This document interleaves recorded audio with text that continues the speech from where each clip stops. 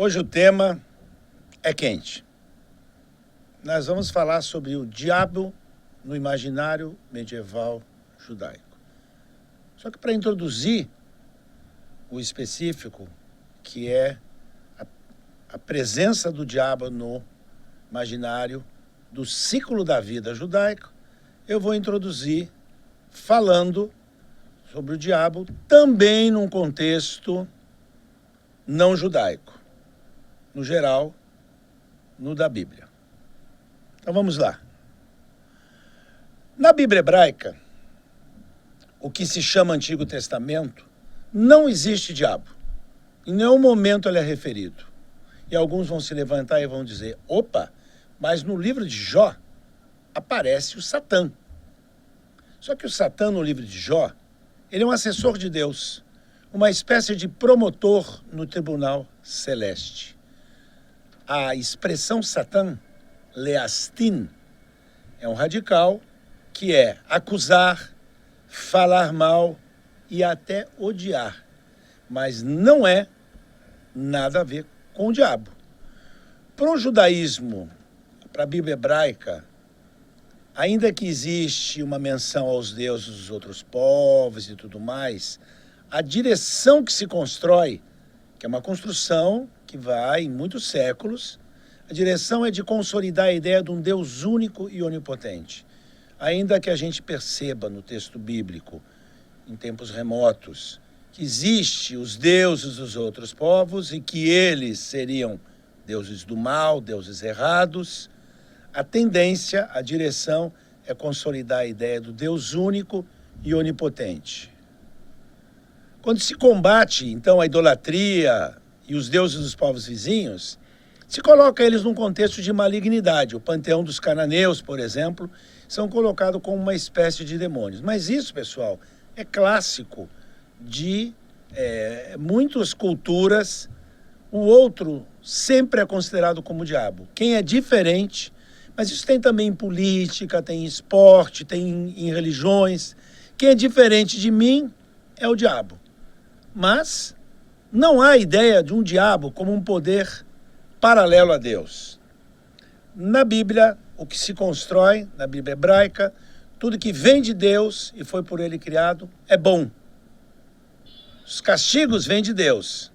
Por exemplo, as guerras, as secas, a morte, que seriam coisas ruins. Então, se levantam questionamentos. Poderia o Deus do pacto ser a origem do mal? De onde vem o mal? E essa é a grande pergunta que a gente não vai ter como responder agora, não. Nós vamos deixá-la em aberto. Mas como é que o Deus bom é a origem do mal? Já que ele é o criador de tudo, tudo que tem sobre o céu e a terra.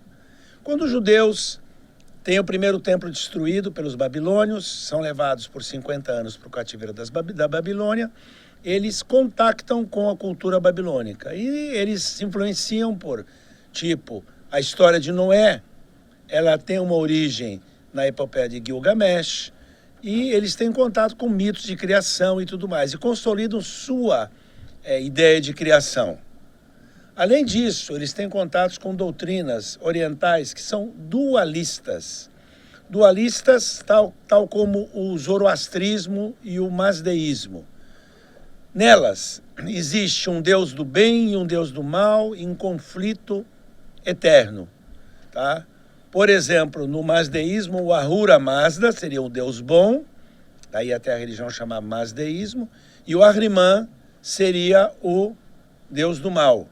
E essa luta entre o bem e o mal é definida em diversos aspectos e termos. E um deles é que tudo que é espiritual é relativo ao Deus bom e tudo que é material, carnal, é relativo ao Deus mau. Isso vai fazer com que, em certas situações, também se demonize os prazeres carnais, os prazeres do cotidiano, comer, beber, sexo, etc, etc. Mas não é para isso que a gente vai, não. Gênesis.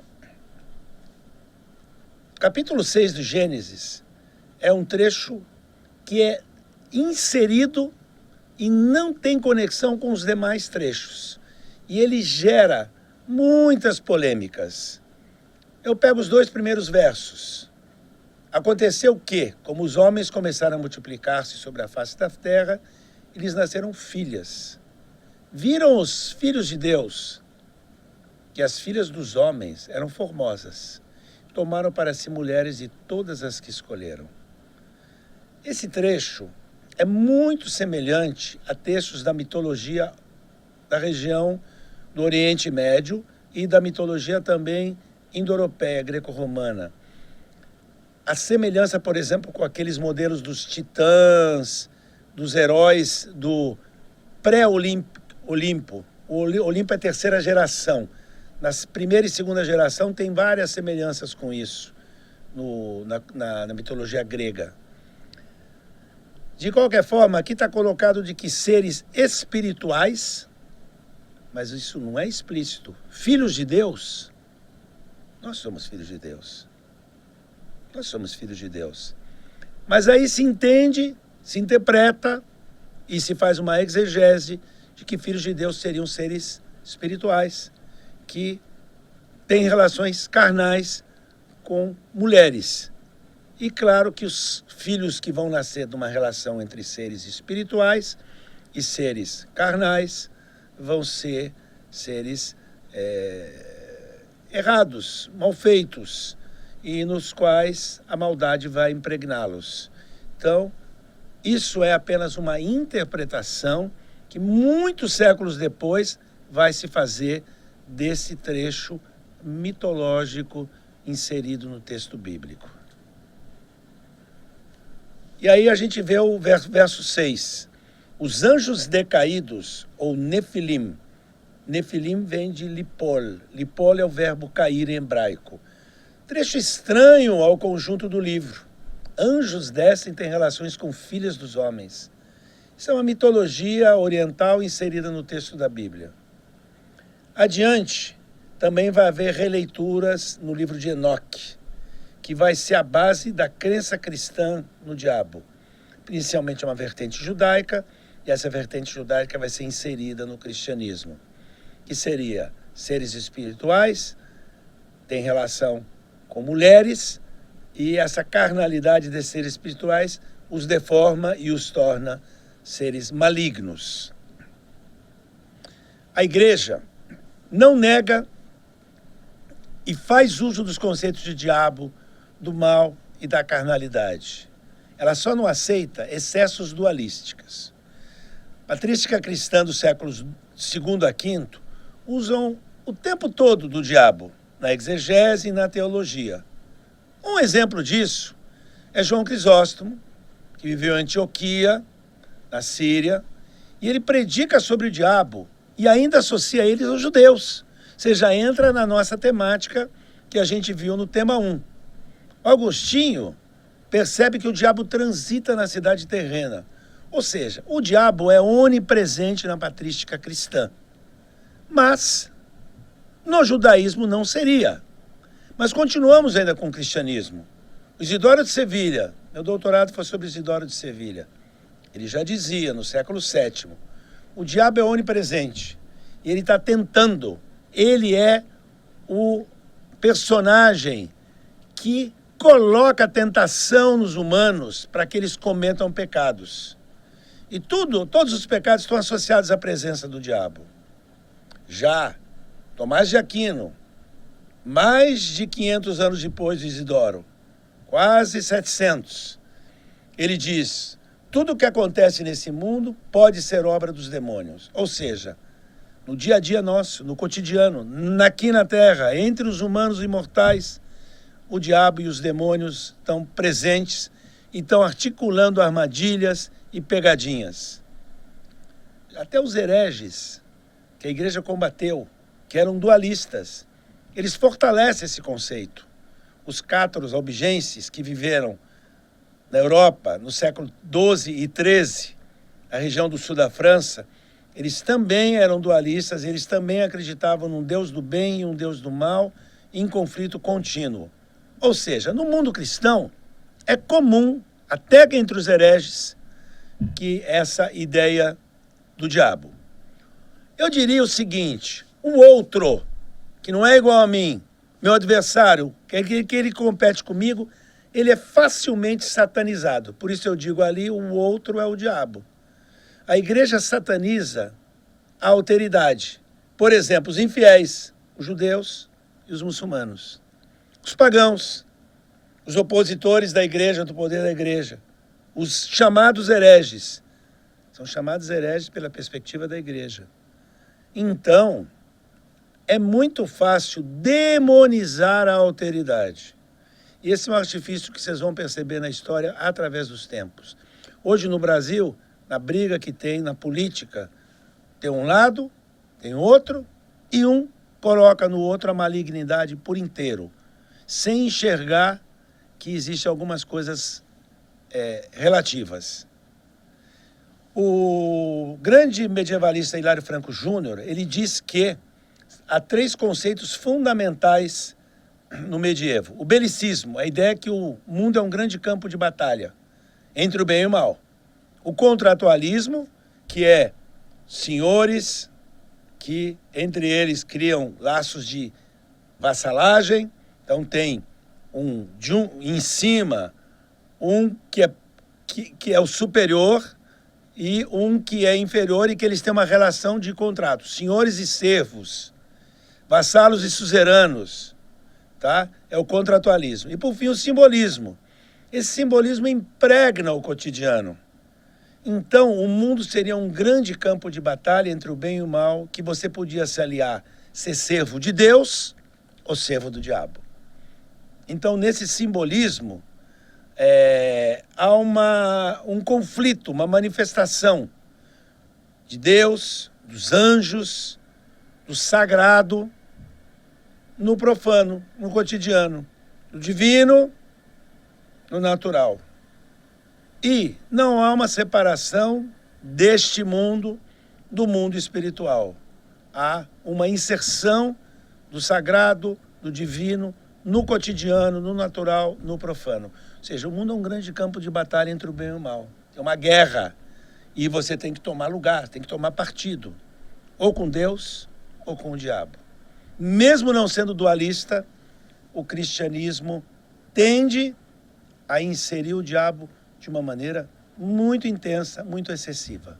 Mas o diabo nem existe na Bíblia hebraica. Então é meio estranha essa construção.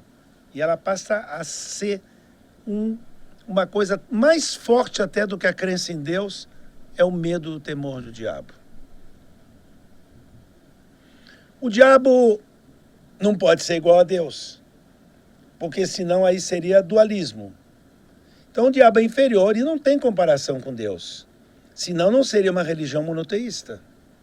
Então, claro, ele tem uma função no caminho dos humanos na direção da redenção no final dos tempos. Ele está aí para te provocar, para te seduzir, para te oferecer tentações e também para te lembrar que se você não andar no caminho de Deus, você vai ser punido. O medo, a culpa e o pecado vão impregnar o mundo a partir deste momento. E isso se torna muito forte. E claro, dentro daquela ideia do Hilário Franco, o belicismo seria uma grande guerra aqui no mundo. E a igreja é a vanguarda da luta. A igreja identifica quem é bom, quem é mau. E associa os que ela considera maus com o demônio. Os hereges, os bruxos, que às vezes nem são bruxos, nem têm bruxaria. E os demônios são exorcizados pela igreja. E a igreja chega até a criar um manual de caça às bruxas, que é criado no final do século XV, chamado Malleus Maleficarum, Manual de Caça às Bruxas. Os judeus também são vistos como inimigos e devem ser combatidos. Por quê? Porque eles são carnais, malignos e aliados do demônio. Agora, pessoal, existe uma circularidade das ideias que impregna toda a cultura, em todos os lugares, em todos os tempos. Às vezes tem uma cultura superior, que é refinada, que é culta, que é racional, e uma cultura popular, que é mais supersticiosa, é mais acredita em uma série de crendices, e uma influencia a outra. Aqui eu coloquei no slide a influência de uma religião na outra. Aqui não é uma cultura superior e uma cultura popular. Aqui é duas religiões que se combatem, que se negam, mas se influenciam. Há um trânsito de pensamentos e de ideias que vai de uma religião para outra, que vai e que vem. E mesmo que uma condene a outra, negue a outra, diga que a outra é errada, que a outra é pecaminosa, que a outra é distorcida, uma influencia a outra. Então, assim como a cultura superior e a cultura popular se influenciam, as duas religiões se influenciam. Interação entre mundos antagônicos. O judaísmo não é impermeável a influências externas. Ele tem trocas singulares com o mundo cristão e com o mundo muçulmano. É tal qual existe uma circularidade de ideias entre uma cultura refinada, superior, por exemplo, no caso do mundo cristão, que seria dos bispos, dos teólogos, dos grandes pensadores, com uma cultura popular que tem crendices, superstições, mitos, lendas, elas vão se inserindo uma nas outras e vão trocando influências. Há uma circularidade das ideias também entre judeus e cristãos. E, dentro do judaísmo, há uma circularidade das ideias interna.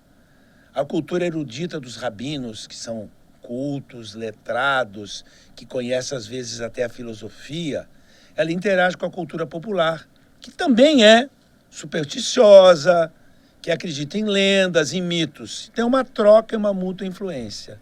Na questão do diabo, há trânsitos, há transferências de ideias entre judaísmo, cristianismo e islamismo, uma influencia a outra, e entre cultura popular e cultura erudita, cultura superior. Olha aqui, cultura erudita em cima, no caso do cristianismo, bispos, teólogos, pensadores, e cultura popular, o povão não letrado, povão comum, que tem crenças, superstições, ideias, digamos, antiquadas e imprecisas. No caso do judaísmo, os rabinos e o povão também, que também tem superstições de outros tipos e tudo mais, mas que também estão interagindo com o mundo externo. Tem uma relação interna nas duas religiões e uma externa entre as duas religiões.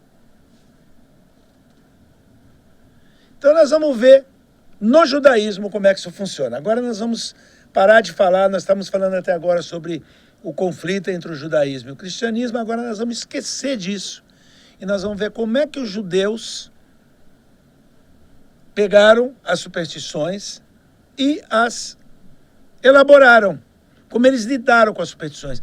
E como o medo do diabo passa a ser comum ao cristianismo e passa a ser comum a partir de agora também entre o judaísmo. Mas o judaísmo é uma religião onde não cabia o diabo. Não tinha nem no Antigo Testamento o diabo. No Novo tem, mas no Antigo não tem. Então como é que o diabo conseguiu entrar? Porque ele entra através da cultura popular e através do contato com o mundo externo. E aí os rabinos se veem diante de um dilema. Eles aceitam a superstição, a crendice, ou eles negam e ficam distantes dos seus fiéis. Então eles têm que tentar interagir com essas crendices. Combatem, negam, mas uma hora não dá e eles têm que interagir. E aí eles criam uma vestimenta racional para integrar crenças de outros povos, rituais, crendices que começam a entrar na religião, no caso a judaica. Então, a capacidade de reinterpretar crenças primitivas e recebidas, influenciadas por outras religiões, foi mascarada no judaísmo, tá? Através de uma racionalização, uma integração como se fosse parte do judaísmo sempre tivesse sido parte do judaísmo. Olha, mas aí tem um problema. O judaísmo não aceita a existência de outros deuses. E também não pode aceitar a existência de seres malignos que existem à revelia de Deus, que não obedecem a Deus. O judaísmo podia aceitar anjos que obedeciam a Deus, mas não uma espécie de partido da oposição que seria o diabo e os anjos, mesmo sendo mais frágil. Só que aí o judaísmo não consegue resistir a essa influência. E aí eles começam a ter que lidar com isso. E lenta e gradualmente, os rabinos acabam adotando orações, rezas, exorcismos, para combater esses inimigos que são do reino do mal. Então, claro, que nós vamos tentar desvendar como, apesar de ser monoteísta, como, apesar de não ter espaço para o diabo, a religião judaica acaba acreditando e incorporando a ideia do diabo dentro da religião judaica. Bom, claro que tudo vai ter que ser feito com uma aparência racional. O judaísmo é uma religião profundamente racional. Então, os rabinos vão ter que fazer uma espécie de jogo de cintura para incorporar isso.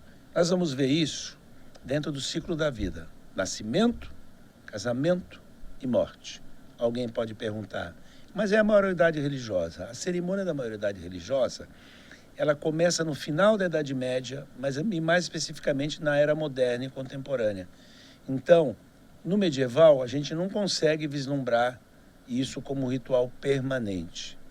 Então, eu vou falar do nascimento, do casamento e da morte, e como se faz exorcismo, como se combate os elementos do mal, o diabo e companhia limitada. A historiografia judaica. Os historiadores judeus começam a escrever uma história judaica mais científica, mais contemporânea, quando começa o iluminismo. E eles não gostam desse tema, eles acham isso uma superstição. E só em 1939 que um rabino chamado Yoshua Trachtenberg escreve uma obra que chama Jewish Magic and Superstition, em que ele mostra que isso existia, apesar que os historiadores se negavam a olhar nisso, porque eles queriam mostrar o judaísmo como uma religião racional. E ela era, no nível superior, realmente uma religião racional. Mas ao nível popular, ela não era. Ela tinha superstições. Tinha e tem.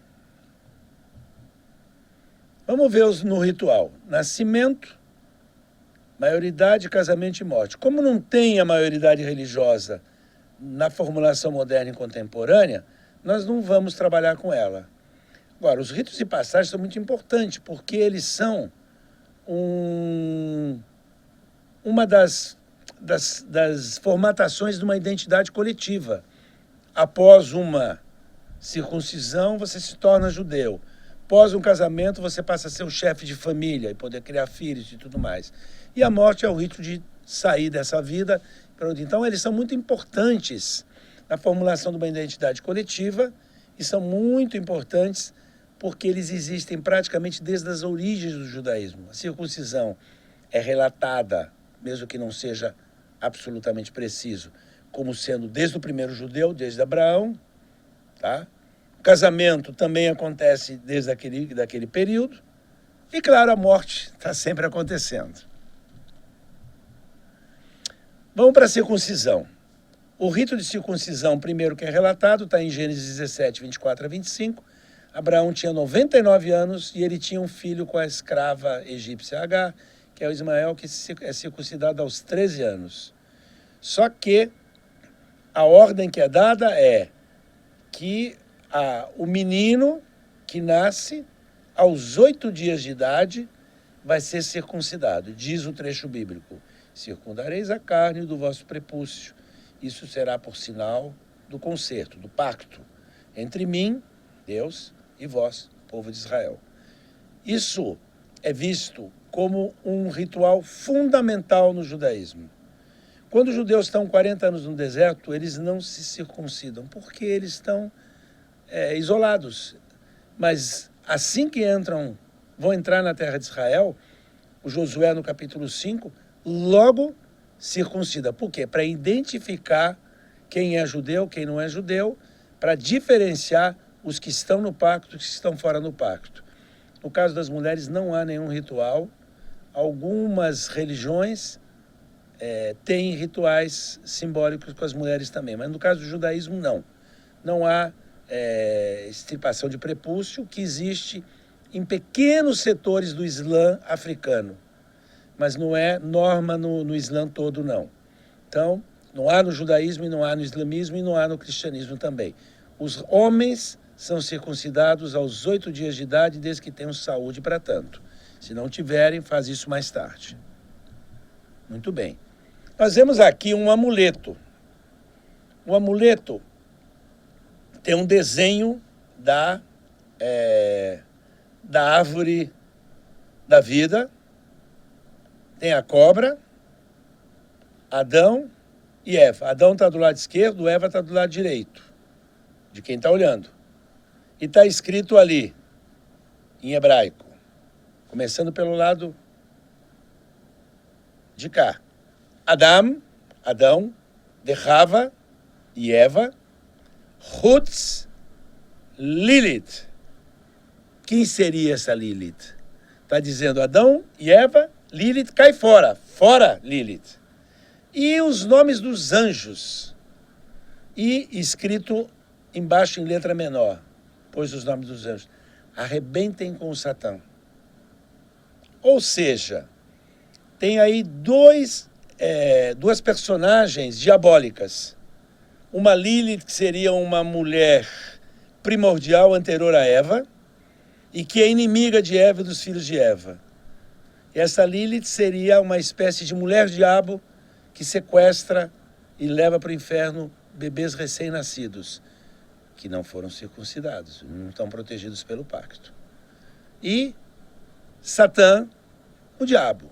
Ou seja, aqui nesse amuleto cabalístico de proteção da criança que acabou de nascer, está se exorcizando fora Lilith e quebre, arrebentem com Satã, os anjos. Mulher grávida, quando nascia uma criança na Idade Média, ela era cercada de cuidados. No parto e durante todos os 8 primeiros dias. Se cercava ela e se faziam orações. Se colocava amuletos. Se usava 2 coisas principalmente. Elementos metálicos, faca, chave da sinagoga e, ironia, até a chave da igreja. Tá? E o poder dos metais de distanciar maus espíritos. Também círculos de velas. Imagina se é inverno e está tudo fechado porque está quente. A fumaceira que não era para um bebê recém-nascido, essas velas. O medo é que a Lilith, uma espécie de mulher primeva ou anti-Eva, que ela viesse ali e sequestrasse a criança antes da circuncisão. Depois que circuncidasse, estava protegido. Esse é um amuleto que tem nome de 5 anjos nele. É um amuleto que está com muita aproximação, mas ele é pequenininho e ele tem ali 3 orifícios para passar uma espécie de uma correntinha, e ele era para proteger a parturiente. Quando ela estava grávida, ela colocava isso numa correntinha, pendurava no pescoço e ficava aqui com 5 anjos a protegendo de demônios. Particularmente, o mais temido era Lilith, mas havia outros espíritos do mal. Então vocês veem aqui um amuleto. Crença de que a circuncisão imunizaria a criança. Então precisava se protegê-la durante os 8 dias. Se fazia o tempo todo uma espécie de plantão. Se revezavam pessoas que rezavam, que acendiam velas, que colocavam amuletos, faziam orações, círculo mágico e tudo mais. E principalmente na noite de véspera do dia anterior à circuncisão. Tá? Isso é tão comum entre os judeus da Europa quanto os judeus do norte da África. Na versão marroquina, os judeus marroquinos é o Tardid. E na versão dos judeus de língua germânica é o Nacht, ou vigília diurna e noturna no dia anterior à circuncisão. Aqui um amuleto para proteger a mãe e o recém-nascido. E aí naquela coluna do meio ali, tem os nomes de grandes personagens da história religiosa judaica. Primeiro é Adão, depois Abrão, depois Isaac, depois Jacó, os 3 patriarcas e Adão. Depois tem Eva e as matriarcas, Sara, Rebeca, Raquel e Leia, que estariam protegendo o recém-nascido. Mas, além disso, tem na primeira linha, na linha superior, que vai da direita para a esquerda, está escrito Eliyahu Hanavi, profeta Elias, Zachor Letov, lembra para o bem. O profeta Elias é considerado um profeta especial que protegia tanto as pessoas pobres, as pessoas desamparadas, como as parturientes e os recém-nascidos. Então, ele estaria presente na circuncisão. O profeta Elias, o Eliyahu Hanavi, ele é um protetor dos fracos, sejam eles pobres, sejam os oprimidos, seja a recém-nascido e a parturiente. Estratégias para confundir o diabo. Mulher se veste com roupa do marido nos 8 dias. Ora, isso está proibido pela Bíblia. Um homem não pode vestir roupa de mulher, uma mulher não pode vestir roupa de homem. Mas, contrariando o mandamento, para espantar e para esconder do diabo, para o diabo não perceber que aquela lá é uma mulher. Ela vestida como homem, o diabo não vai atacá-la. Existe uma cerimônia também chamada Olekreich. Isso é meio Yiddish e meio alemão. Nome não judaico dado aos 30 dias. Ao final desses 30 dias, tinha uma cerimônia que era para espantar a Frau Holle, a raptora de Bem, a senhora Holle, uma raptora de Bem, uma espécie de bruxa, uma espécie de Lilith. Tá? E não é a cerimônia de resgate do primeiro filho homem. Não é o Pidyon Ben que existe no judaísmo, o primeiro filho homem, tal como o Samuel foi para o templo, a ideia de é dada uma doação para a sinagoga para liberar da entrega do primeiro filho homem no santuário. Não é essa. Isso aqui são as cerimônias, uma espécie de quadrinhos, 4 quadrinhos que mostram os cuidados e mostra a cerimônia da circuncisão. Tá? E está escrito em cima numa linguagem que parece o alemão medieval, e embaixo, em hebraico, o nome de 5 anjos, que estão naquelas faixas, nos 2 quadros de baixo. Esse é outro amuleto com anjos que estariam protegendo o recém-nascido e a parturiente dos demônios. Tem aí nome de anjos e tem arrebenta com o Satã.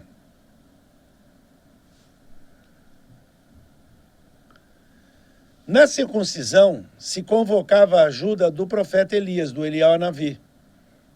E ele apareceria, tá? Ele aparece, em teoria, na ceia da Páscoa judaica.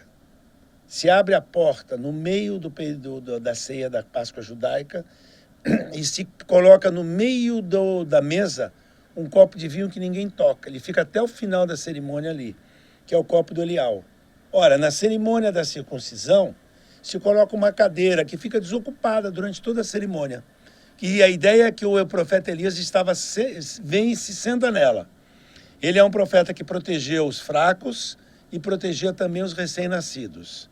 E a crença é que ele vinha e se sentava naquela cadeira. Ora, essa cadeira, às vezes se fazia uma cadeira especial numa comunidade, e essa cadeira era repassada para as famílias para a circuncisão ser feita e ficava na casa do recém-nascido durante a cerimônia.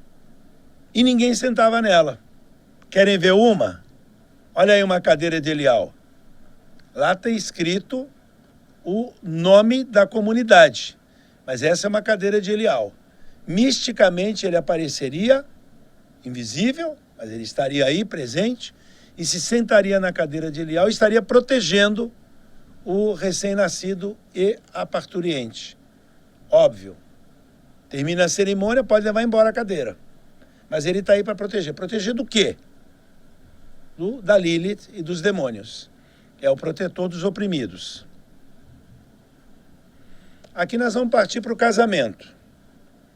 Está bem difícil de ver naquela imagem, mas o casal de namorados está sentado cada um de um lado do banco e entre eles vem desde baixo do desenho uma árvore da vida. O noivo e a noiva dialogam, conversam discretamente, à distância, sem chamego, sem beijinho, sem nada. Eles estão se aproximando e a árvore da vida está aproximando eles. Tá? E tem 3 letras do hebraico, que é um Aleph, um Taf, um Yud, que simbolizam essa aproximação. Um pesquisador judeu chamado Jacob Lauterbach, em 1925, ele escreveu um artigo sobre a quebra do copo na cerimônia de casamento. Ora, quando tem um casamento judaico, além da troca de alianças, além das bênçãos do vinho, uma das coisas comuns que acontecem, quase no finzinho da cerimônia, é dado para o noivo um copo de cristal que está embrulhado num guardanapo e é posto no chão e o noivo pisa com força em cima desse copo e o quebra. E aí se consuma o casamento. É a última etapa, depois de troca de alianças, depois do vinho, das bênçãos, tudo. O último momento do casamento judaico é uma quebra de copo. Ora, o Lauterbach foi pesquisar a origem disso. E ele descobriu a roupagem, a vestimenta racional que os rabinos fizeram para acomodar uma crença, uma superstição que é muito antiga, que é medieval. Ora, o que dizem os rabinos? Quando a gente vai para um casamento judaico, os rabinos dizem, esse copo lembra que até hoje não temos o templo de Jerusalém. O templo foi destruído na época dos romanos, no ano 70, até hoje não temos. Então, esse copo quebrado, os cacos dele, lembram as ruínas do templo. Já outros rabinos já vão mais para uma lição de vida, dizem, olha só, esse copo de cristal quebrado é impossível de refazer. Ninguém consegue refazer um copo de cristal quebrado. Então, casamento exige muita ponderação, muito respeito, muito tratamento do cônjuge de maneira educada, tranquila, paciente, porque é impossível de refazer. Então não podem brigar, e se brigar tem que ser muito ponderadamente. Então é uma explicação racional. Os cacos seriam impossíveis de refazer. Então, ajam de uma maneira equilibrada no casamento. Olha aqui uma cerimônia de casamento. Na cerimônia de casamento a gente vê o palio nupcial. Uma espécie de uma cabaninha com 4 hastes segurando ela, e o casamento é oficiado por um rabino, mas pode ser também um judeu praticante. Eu já oficiei 3 casamentos, né? Então pode ser um judeu praticante, e ficam debaixo desse palio nupcial o noivo, a noiva, os seus pais, e se couber, porque já está cheio aí, já ficou cheio, podem ficar próximos padrinhos, irmãos, etc, etc. Então diz ali o texto, casamento judaico, usa-se um palio nupcial, uma espécie de tenda, e lá se lê um contrato, previamente preenchido, que é uma ktubá, e são proferidas 7 bênçãos, e ao final é quebrado o copo. Hoje, o noivo pisa num copo embrulhado num guardanapo, num lenço. Antigamente, se atirava o copo a parede norte da sinagoga. Estamos pensando que os judeus viveram até 1500, pelo menos, só no hemisfério norte. Então, do norte vinha o frio no inverno. Então, do norte vinha o mal. Também na tradição judaica, do norte vieram os inimigos que destruíram Jerusalém 2 vezes. Primeiro os babilônios, depois os romanos. Ou seja, do norte vem o mal. E quem é o mal aqui, que se atira um copo na parede norte da sinagoga? Ora, talvez fosse o frio, a neve que vem no inverno. Na verdade, não. Na verdade, é o diabo. É o diabo que vem lá do norte. É o mal. Isso é uma ktubá, um contrato de casamento artisticamente decorado e com texto tradicionalmente aramaico, porque os judeus já não usavam mais o hebraico na Idade Média, então eles usavam o aramaico, principalmente no Oriente, e os contratos de casamento se mantiveram em aramaico. É todo decorado e bonito, ele é lido e ele é assinado em algum espaço por testemunhas. Não é o noivo e a noiva que assinam, são as testemunhas. O nome do noivo e da noiva entram no contrato, mas quem assina são as testemunhas. 3 estratégias mais comuns no casamento. Afastar os demônios do casamento, usando tochas, ruídos, pitadas de sal que são atiradas para trás, pedaços de metal. Estratégia número 1, espantar o demônio. No caso, com alguns elementos. Depois, presentes ou subornos aos demônios e almas. Grãos de trigo, que são colocados próximos ao local do casamento. Amêndoas, peixe e carne secos. Então, se suborna o diabo. Ora, num casamento, colocar um monte de oferendas assim, isso lembra para nós, inclusive, as oferendas que se faz na Umbanda. Né?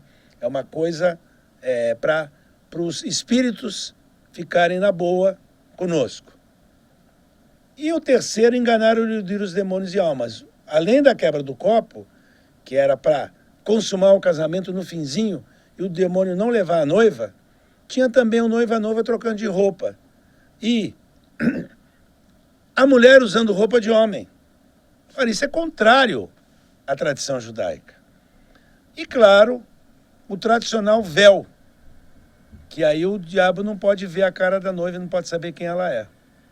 E se é a mulher certa.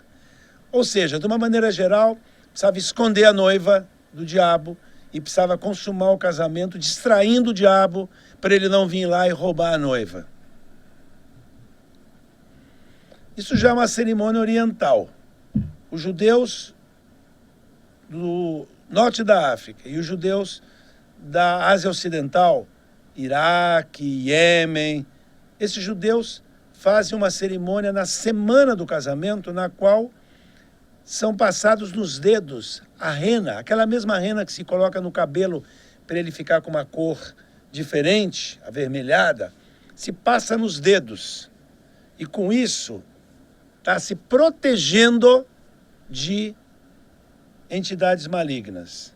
Então, é uma cerimônia típica dos judeus orientais e dos Fardim, que ocorre antes do casamento, na qual a noiva é devidamente protegida, exorcizada através de rituais, entre os quais o tingimento das mãos com rena. Isso se mantém até hoje. Eu tenho um primo meu que foi para Israel e casou com uma judia iraquiana.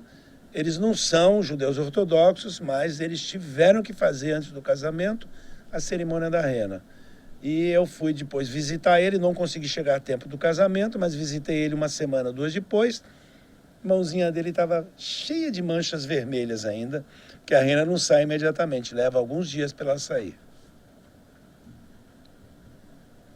Isso é um amuleto pessoal de um livro místico chamado Raziel. E está escrito Lechem uLechesed, para a graça e para o favor. E tem o nome de diversos anjos. E seria um amuleto pessoal de proteção do noivo ou da noiva, mas geralmente da noiva. O diabo quer levar é a noiva. Isso aqui é outro amuleto do Sefer Aziel, que tem, inclusive, uma coisa que seria quase uma idolatria, porque os judeus não admitem imagens de Deus, não vão admitir imagens de anjos. Mas tem aí 6 anjos nominados e desenhados, e numa forma muito estranha, que parecem pássaros, tá? Então eles estão alegoricamente desenhados e inclusive se contradizendo. E um dos anjos ali é o número 7, tá? É o número 7. Então vocês veem uma imagem, no mínimo, contraditória com o judaísmo, que não admite imagens, mas quando se chega às superstições, acabam transgredindo até essa norma tão forte no judaísmo.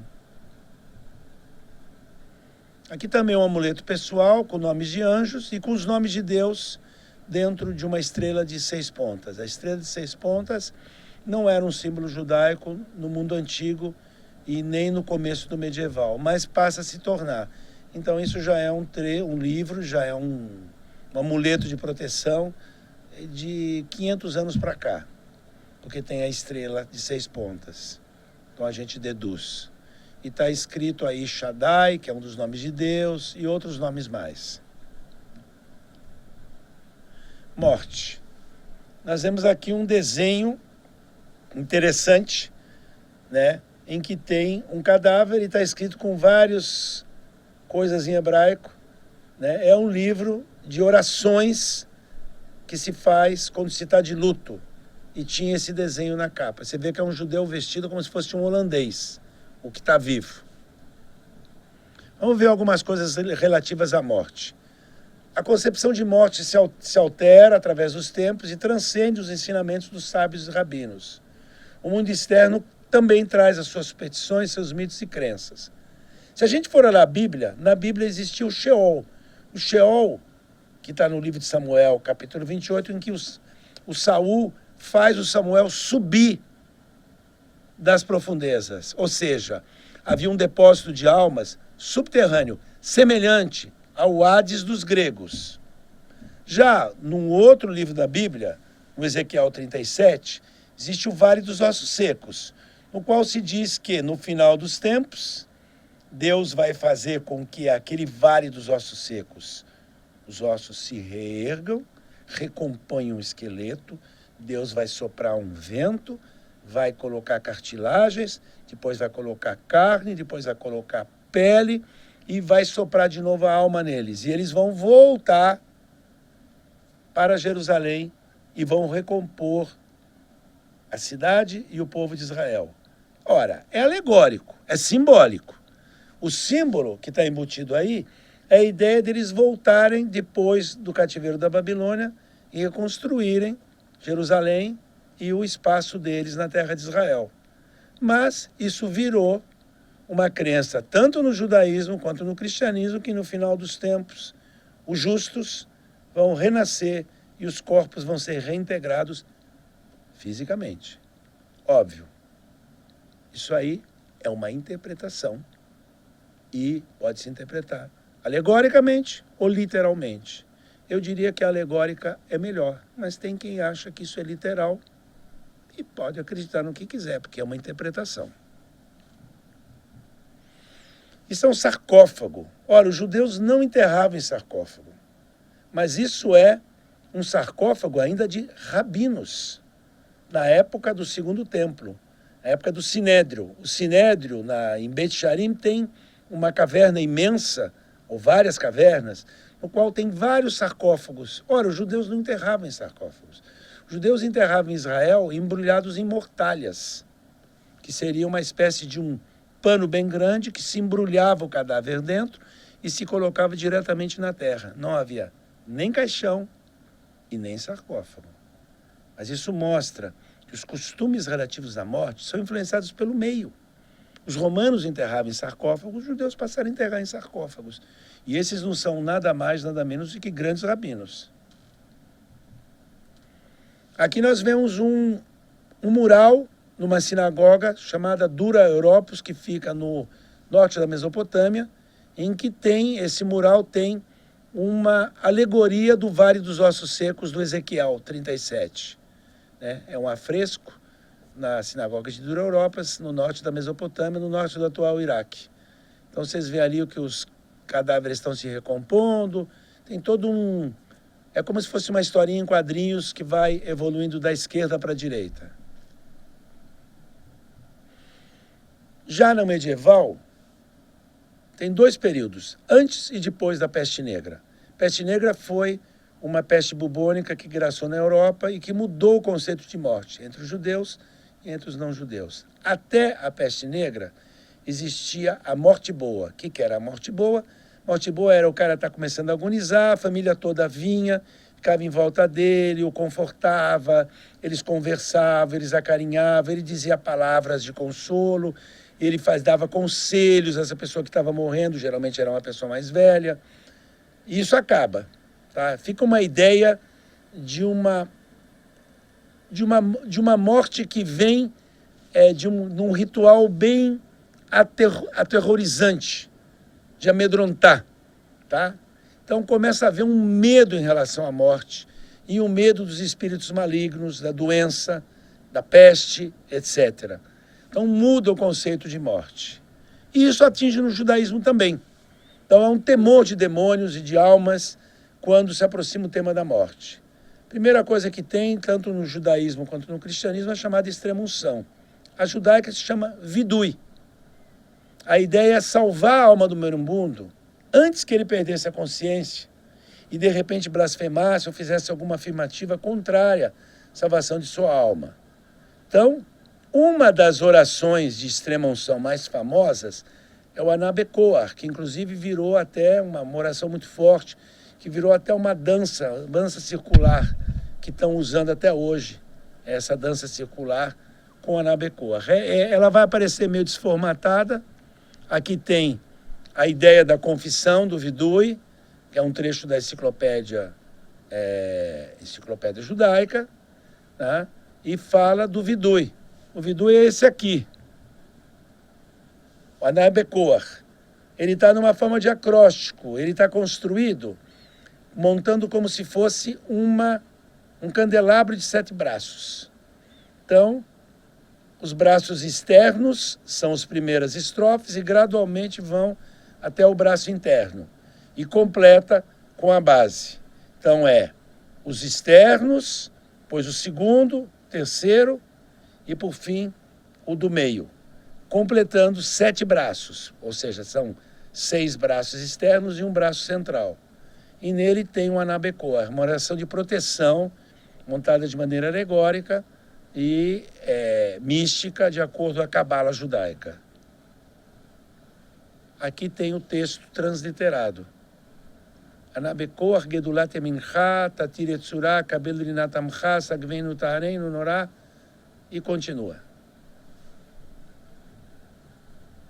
Rituais da morte. Vários dos rituais que existem até hoje, eles têm origem medieval e eles estão embutidos, ligados a superstições.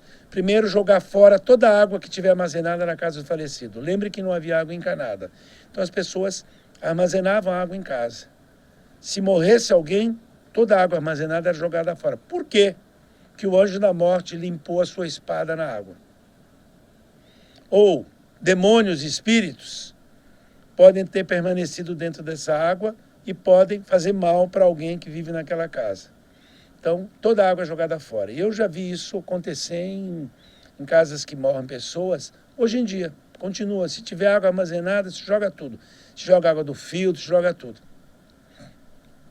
Depois, a saída do caixão, depois do velório, tem uma forma de sair. O caixão sai antes das pessoas.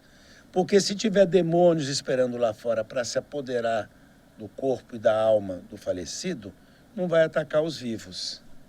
Depois, jogar moedas de ouro para todos os lados, para o Satã, que é muito avaro, ele se distrair e não capturar, não pegar a alma do morto. É tudo superstição. Em Ashkenaz tinha as porções de terra que se pegava e se jogava para trás, tá? Terra e grama. Isso é semelhante ao famoso vade retro cristão. Ou seja, mostra a intersecção entre as duas religiões.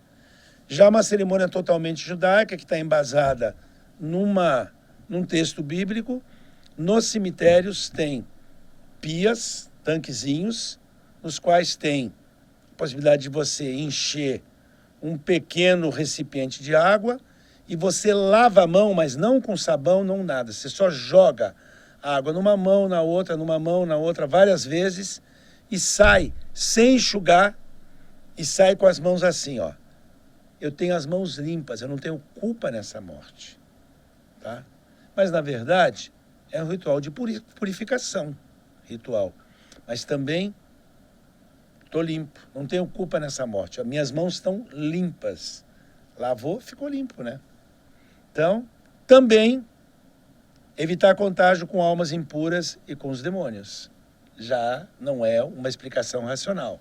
Uma racional e uma supersticiosa. Conclusões. Na religião judaica clássica e na modernidade do judaísmo não existe o diabo. Não teria que aparecer diabo. Não cabe na religião judaica clássica e não cabe no judaísmo moderno racional. Isso é válido, com exceções no nível erudito e refinado do rabinato. Mas na religiosidade popular, entre os judeus não letrados, entre os judeus que vieram, que são imigrantes e que vieram, por exemplo, para o Brasil, para a América, isso aí prevalece. O medo do diabo é uma constante, é onipresente. E a gente vê isso na arte judaica, porque é uma infinidade de objetos, de amuletos que existem para combater o diabo, o mal, também doença e tudo mais, como se esses amuletos tivessem um poder mágico de impedir a aproximação do diabo. E a gente vê isso na literatura. Um autor que tem bastante referências a demônios e tudo mais é o Prêmio Nobel de Literatura Isaac Bashevis Singer. O Isaac Bashevis Singer já faleceu, eu li quase todos os livros dele e aparece seguidamente personagens demoníacos. Não o diabo em si, mas pequenos demôniozinhos. Então a gente acontece isso. Então, não tem no judaísmo o diabo, mas os judeus acreditam no diabo. É mais ou menos como os meus amigos cristãos. Se forem pensar bem, qual é a prova da existência do diabo? Mas tudo é culpa do diabo. O diabo serve para satanizar a alteridade e o diabo serve para amedrontar as pessoas e fazê-las mais obedientes. Se não for obediente, vai ser castigado e vai para o inferno. Então, uma boa noite para vocês.